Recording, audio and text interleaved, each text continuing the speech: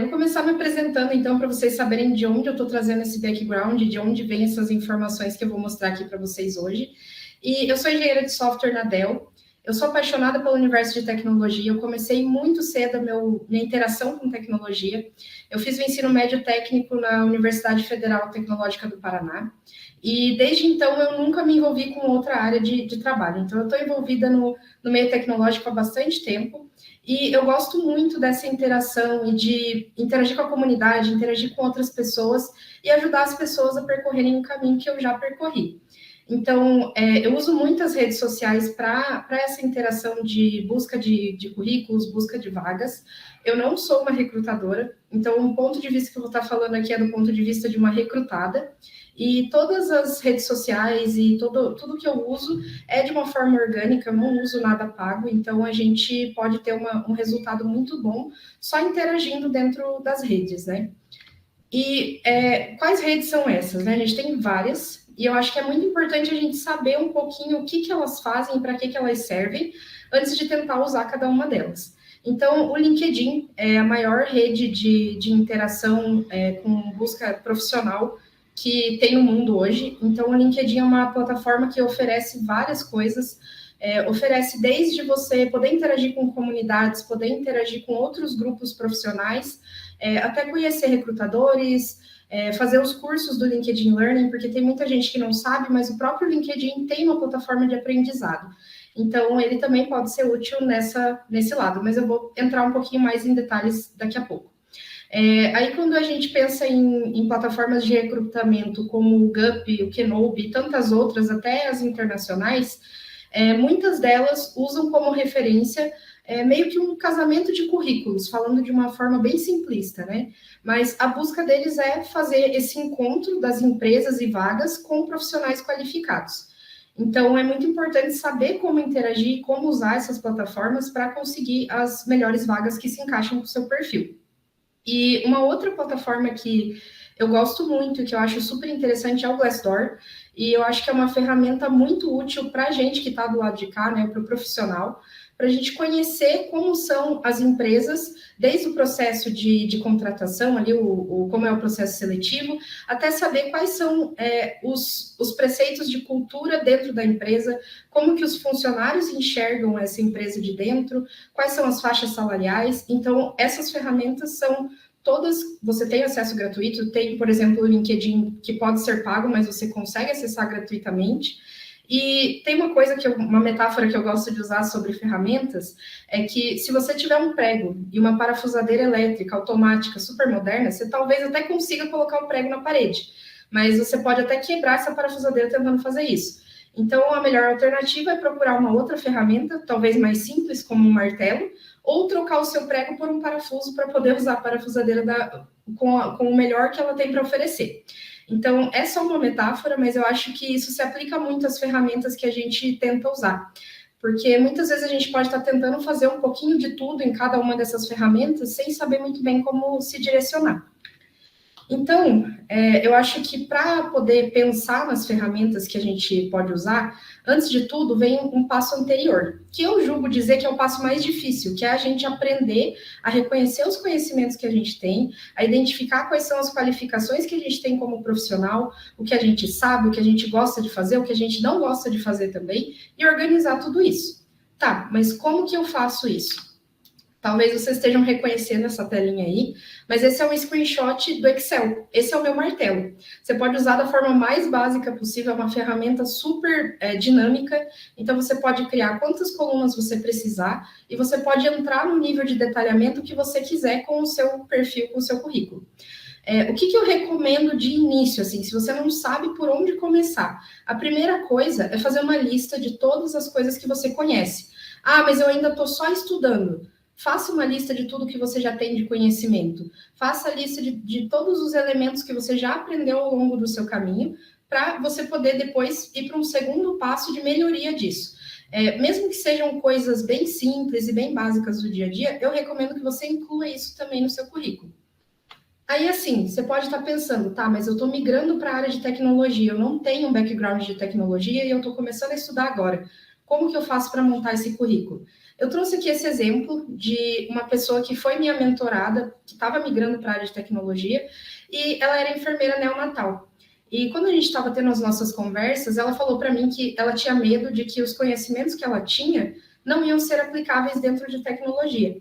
Só que aí a gente foi fazendo um levantamento e foi descobrindo que, por exemplo, capacidade de tomada de decisão rápida, organização, boa comunicação, empatia, eram todas características que ela tinha desenvolvido ali no trabalho dela como enfermeira.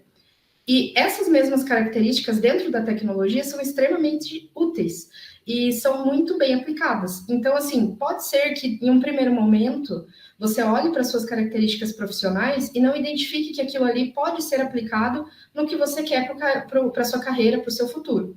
Mas, na verdade, todo o conhecimento que você tem não é desperdiçado. Então, saber identificar isso e elencar tudo isso numa lista faz com que você também aprenda a identificar qual é o volume de coisas que você já desenvolve e já sabe fazer. Então, como que eu faço para listar minhas habilidades? Você vai pensar no seu dia a dia, você vai pensar nas atividades que você executa e vai elencando isso de uma forma bem, assim, bem simples. E aí depois você vai partir para uma segunda etapa, que é a etapa que eu vou trazer agora. Essa tela aqui é uma telinha do LinkedIn, então vocês podem usar lá a ferramenta de busca de vagas. E aí vamos supor que você seja um desenvolvedor de back-end júnior. Você já fez essa primeira fase de elencar todos os conhecimentos que você tem e que você lembrou de cabeça. E o que eu recomendo é você ir lá e procurar a vaga que você ocupa agora e ver quais são as características que são pedidas nessa vaga. Então, ali, eu até sublinhei em vermelho algumas características e algumas coisas que podem estar sendo pedidas nessa vaga. Então, por exemplo, conhecimento intermediário em programação orientada a objeto. Se você faz isso e você ainda não tinha acrescentado isso na sua lista, você pode incluir isso. Ou você escreveu de uma forma que não estava tão bem explícita e tão clara. Você também pode usar esses textos das descrições de vagas para melhorar o que você tem escrito ali para o seu currículo. Então, essa é a segunda etapa. Você vai identificar o que você sabe e adicionar no seu currículo, que ainda é só um documento no Excel, né?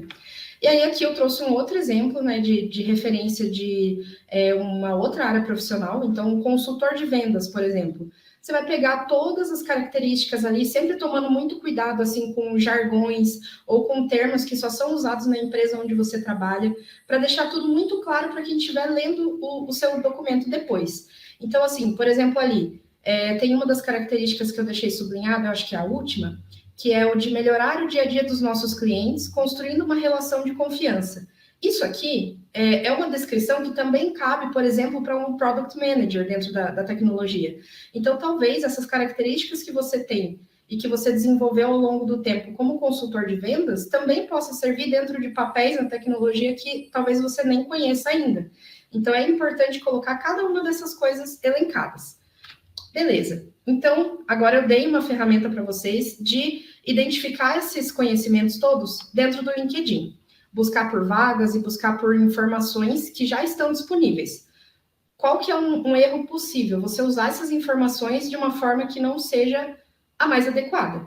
Então, para que você consiga adequar todas essas informações que você conseguiu levantar e junto com as informações que você já tinha feito ali no seu currículo, a primeira coisa que eu recomendo é que você seja 100% verdadeiro com o que você sabe e com o que você conhece. Não diga nada mais nem nada menos do que está no seu conhecimento. E, por exemplo, se você está estudando uma nova tecnologia, por exemplo, estou aprendendo React, você pode incluir isso no seu currículo, por exemplo, direcionando para o seu GitHub. Então, as pessoas vão saber que você está desenvolvendo projetos no GitHub, mas que você ainda não trabalha com isso.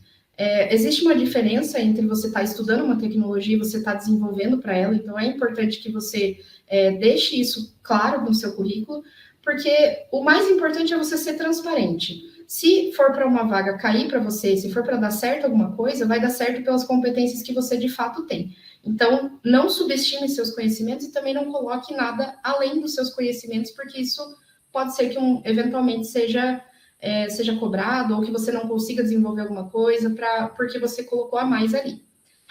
Então, agora falando um pouquinho sobre as ferramentas de recrutamento e as ferramentas também que a gente pode usar, eu falo uma coisa sempre: fuce as ferramentas, aprenda a ser um fuçador de ferramentas.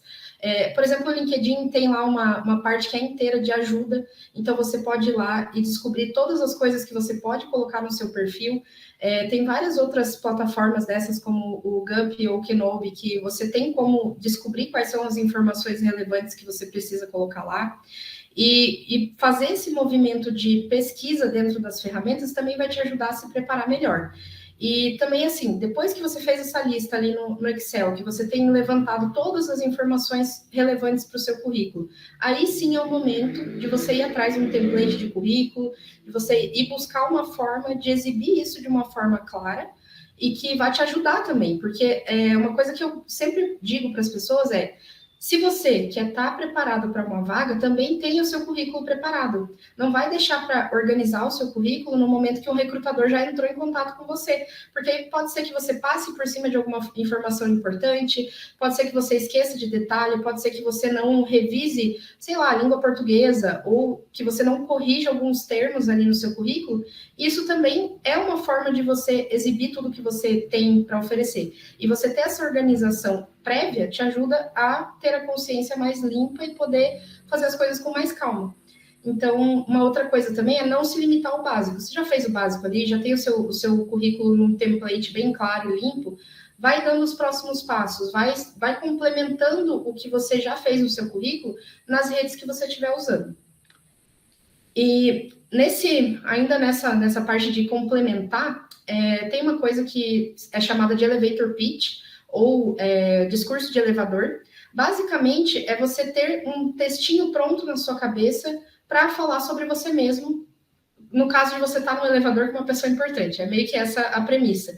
Isso é usado muito para negócios e para startups, e isso também serve para você. Então, por exemplo, vamos dizer que você está no elevador com um recrutador de uma empresa que você quer se aplicar para uma vaga. Como que você faz para se apresentar de uma forma interessante para que essa pessoa queira te conhecer um pouco a mais? Tem que ser uma conversa bem curta e bem clara. Então, é importante você preparar esse material com antecedência também. E isso é válido também para se você está querendo se aplicar para vagas internacionais, para vagas fora do Brasil, escrever em inglês ou em qualquer outra língua que você for usar. Ter esse textinho escrito e o texto falado também, porque isso também te ajuda a facilitar o seu processo. Quando a gente deixa para falar tudo de última hora ou deixa para preparar um material de última hora, a gente pode deixar detalhes importantes de fora. Então, por isso que eu dou essa recomendação. Se você puder, se você tiver esse tempo disponível e essa vontade, deixa separadinho ali, uma coisa bem organizadinha, bonitinha, para que quando alguém te perguntar quem é você como profissional, você tenha tudo ali na ponta do lápis já para poder contar para a pessoa quem você é como profissional, o que você gosta de fazer e tudo mais. Então, agora voltando um pouquinho para as ferramentas mesmo. Eu acho que a ferramenta que é a primeira que a gente deve usar na hora de procurar as vagas é o Glassdoor. Porque com o Glassdoor você vai poder procurar por aquela empresa que está te oferecendo uma vaga ou que você está pensando em se aplicar para descobrir todos os detalhes que você precisa sobre a empresa. Porque tem uma coisa que eu acho muito importante falar sobre esse momento da construção da carreira, é que não é só a empresa que precisa ter o seu currículo atendendo às necessidades dela. É uma troca. Então, a empresa também tem que te oferecer o que faz sentido para você, como profissional e como pessoa. Então, o Glassdoor já vai te dar uma visão mais geral ali sobre como pode ser essa empresa que você está querendo se aplicar ou que te chamou para fazer uma entrevista, alguma coisa assim. E aí, depois disso, depois de ter já o seu currículo montado com aquelas diquinhas que eu dei ali no começo, é sempre lembrar que a construção da sua carreira é só você que faz. Você pode ter a ajuda de mentores, você pode ter a ajuda da empresa onde você está, mas quem vai sempre ter a consciência de carreira é você. E aí, agora, falando um pouquinho mais do LinkedIn, que é a ferramenta que eu mais uso, eu mencionei agora há pouco, né? O LinkedIn tem uma seção completinha sobre ajuda. Então, se você quer incluir informações, você vai ter nessa parte do LinkedIn Ajuda, você vai ter toda a orientação de como fazer isso, de como fazer esse passo a passo. Tem algumas coisas assim que são mais básicas, eu até coloquei aqui o meu perfil como uma referência. E eu sempre digo isso, a gente precisa saber que o nosso documento de currículo, que o nosso perfil no LinkedIn são documentos vivos. O que isso quer dizer? Quer dizer que tudo está mudando o tempo todo e você tem que revisitar o seu perfil e revisitar o seu currículo para ver se você não precisa mudar alguma coisa, se você não precisa atualizar alguma coisa. Então, de tempos em tempos, é sempre bom você visitar o seu próprio perfil e ver o que você está exibindo ali para ver se ainda faz sentido. E tá sempre tomando cuidado, assim, com os detalhes, porque os detalhes são muito importantes. E eu deixei um print aqui da tela no computador. Pelo celular também você tem como editar tudo isso, mas eu sempre recomendo que você faça essa parte pelo computador, porque aí você pode abrir esse documento do Excel, você pode abrir outros documentos e ir preenchendo o seu perfil. E ali no LinkedIn você tem a possibilidade de ter 2 línguas para exibir no seu perfil. No meu caso, eu escolhi o português e o inglês. Então, você pode escolher as outras línguas que você deseja trabalhar também. Então, tenha tudo sempre preenchido, coloque o seu cargo certinho, coloque as informações claras e de uma forma visível. E também lembra de colocar uma foto. Uma foto que seja clara, não precisa ser você pagar uma sessão de fotos profissionais nem nada assim, mas é importante você ser a única pessoa na foto, não ter pessoas da família, os cachorros, fotos de viagem de férias. Lembra que, por mais que seja uma rede social, é meio como se fosse o corredor da empresa. Você pode ter uma conversa mais informal, mas sem esquecer que esse é um ambiente muito mais focado no profissional. Então, lembra sempre de colocar uma foto que dê para te identificar de forma clara e colocar os detalhes. Tem muita gente que não tem o interesse em usar o LinkedIn como uma rede social, que não tem, assim, que tem uma preguiça ou uma coisa assim de não querer interagir dentro do LinkedIn.